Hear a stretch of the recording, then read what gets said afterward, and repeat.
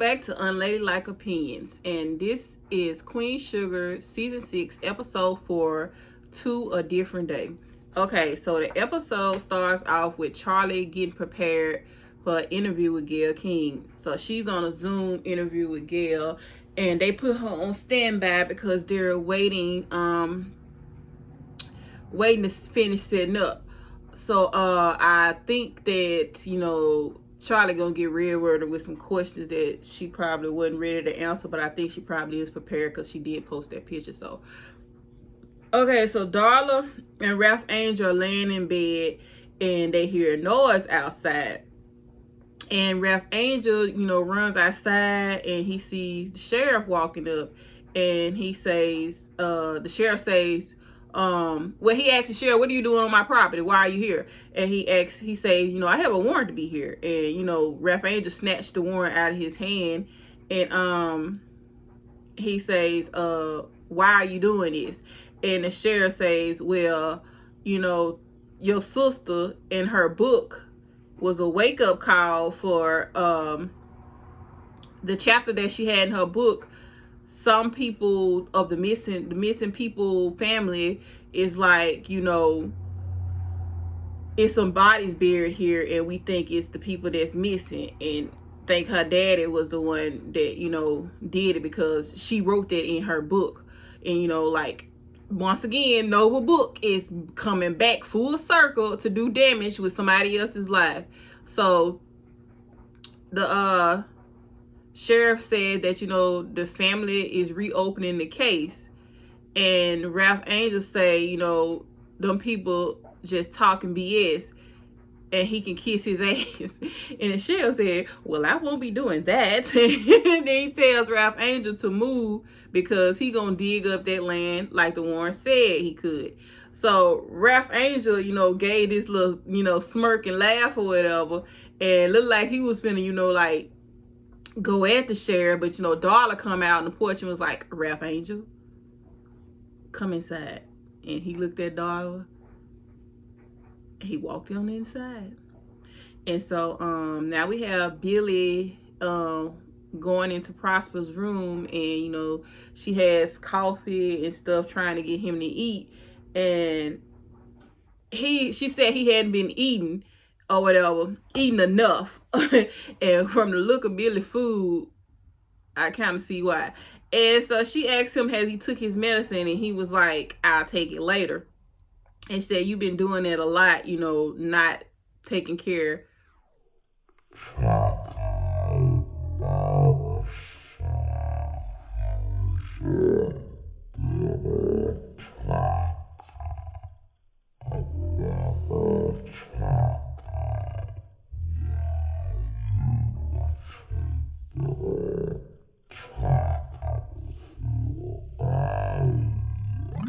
And so she said she see that he is struggling taking care of his private needs, and she know he doesn't want her to do it. So she's, thinking about hiring a nurse or whatever. And he said, "I don't need no nurse." And she said, "I knew you were gonna say that's why I already called her." So she convinced him, to give it a try or whatever. And so he asked her why she hasn't married Vince, because they've been together for a very long time. And she was like, "It's complicated." And he said, "Since you won't talk to me, do you have friends that you can talk to this about?" And Billy says, friends are enemies that you haven't made yet. And that made sense to me. And he asked her, did she talk to Nova yet? And she told him, they talk, but they are not okay.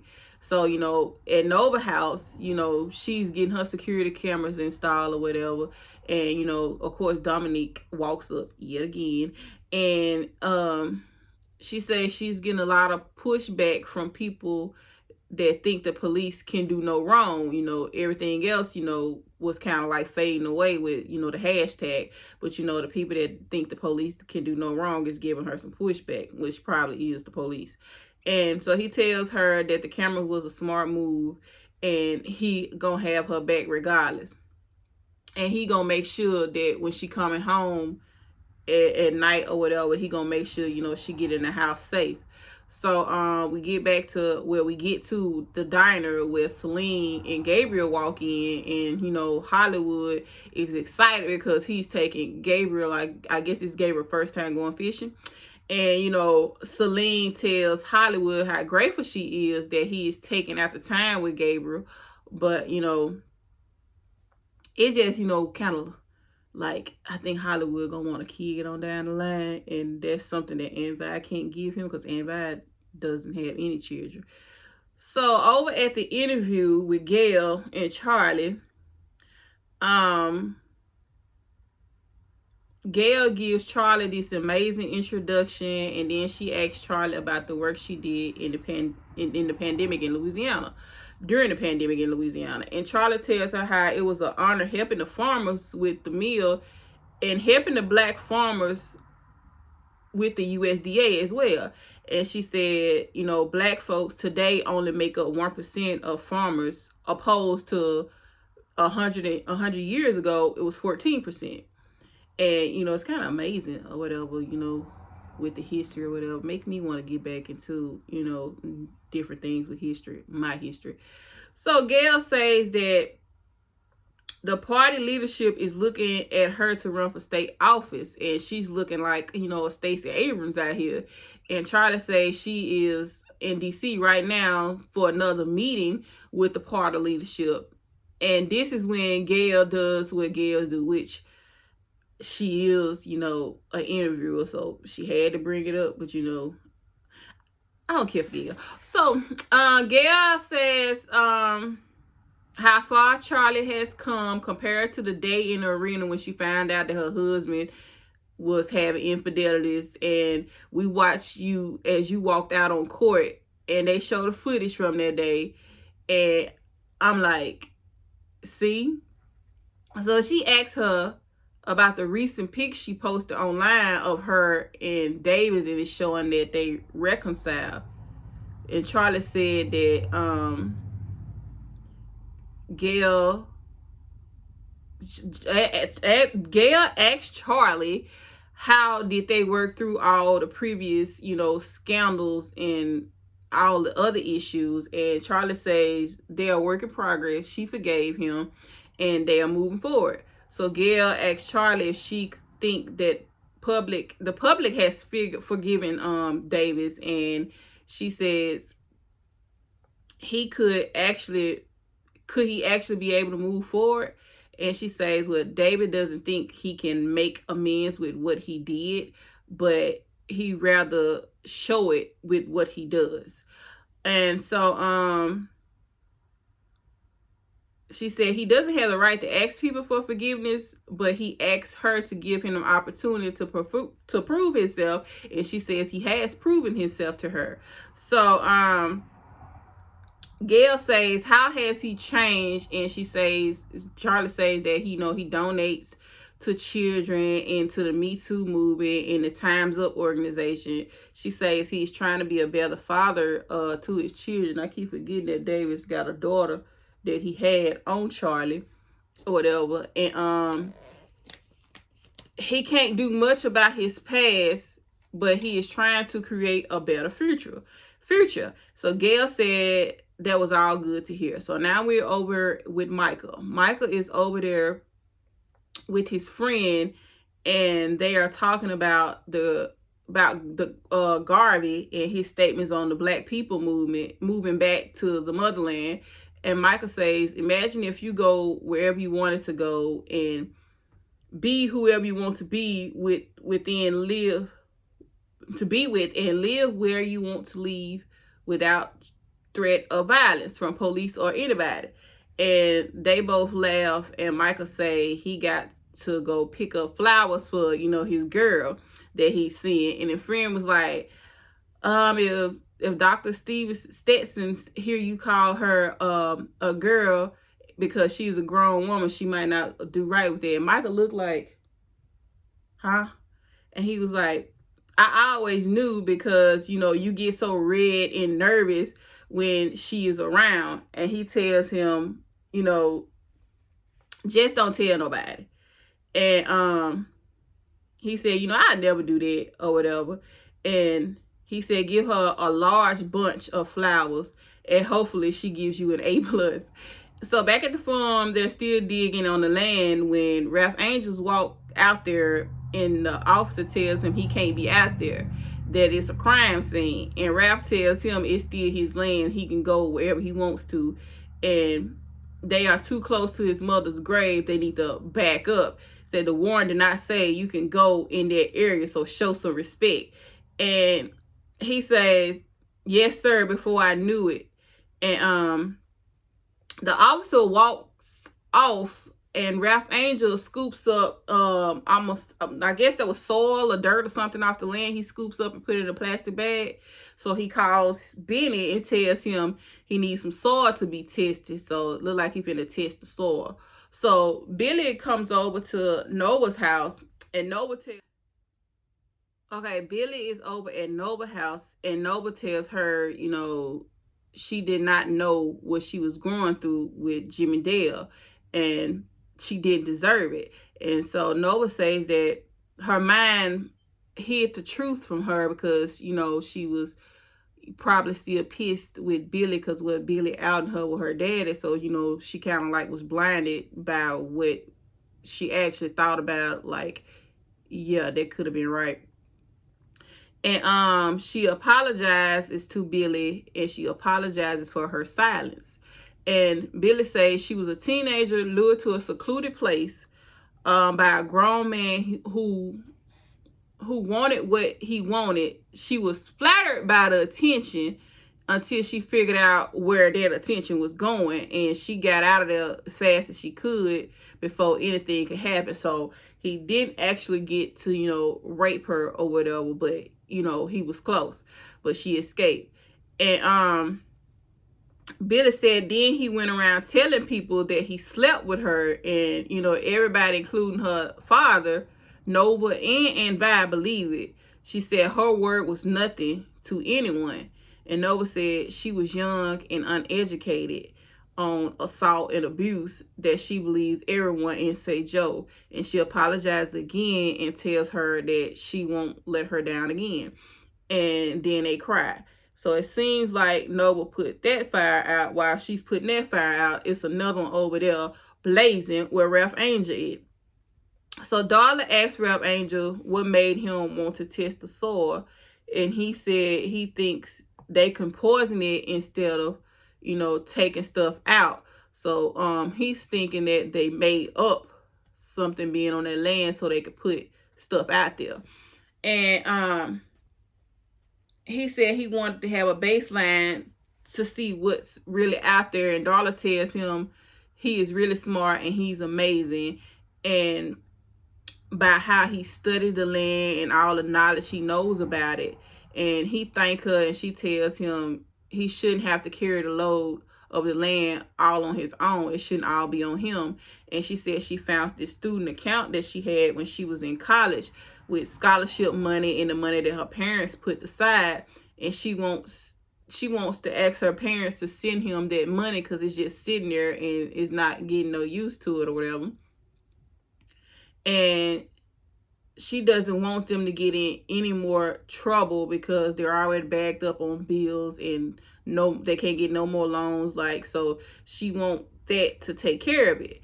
And Ralph Angel is like, he doesn't want to take anything from her parents, really her mama. He's, you know, wants to do everything himself. He doesn't want Darla to have to carry the load with him, which may put him in a bad situation. I hope he be smarter, but you know how they go. So Prosper calls Aunt Vi, and, you know, he's telling her about a nurse that Billy is sending over there.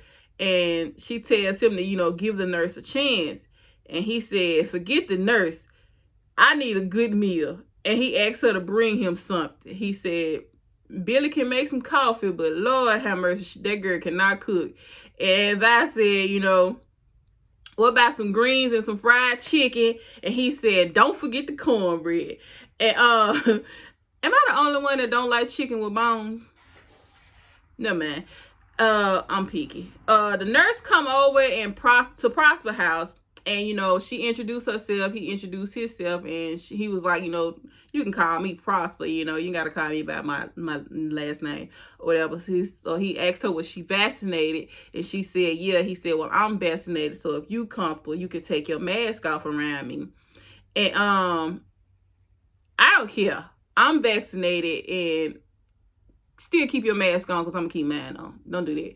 And but baby, when that nurse took her mask off and she gave this smile and them dimples showed, baby, Prosper was start stuttering. And I was like, baby, that smile reminded me, with them dimples, reminded me of my mama. And it looked like Prosper fell in love with that smile. So they have a little, moment, and he was like, Prosper just like he was starstruck just looking at her. So now we got Michael walking into the professor office with them flowers, and he tells her happy birthday and they should celebrate. But she's like, Micah, why are you at my job with this? I'm a grown up and I have a job. This is not a dorm room. This is her place of business. And she tells him he needs more than what she can offer. And the relationship for her is strictly physical.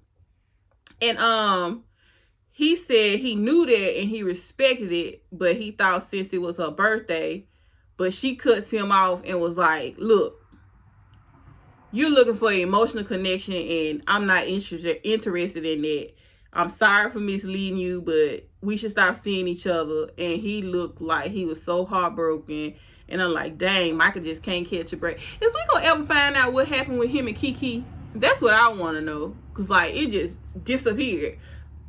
So, Charlotte walks in her hotel, and she sees all those flowers and balloons everywhere.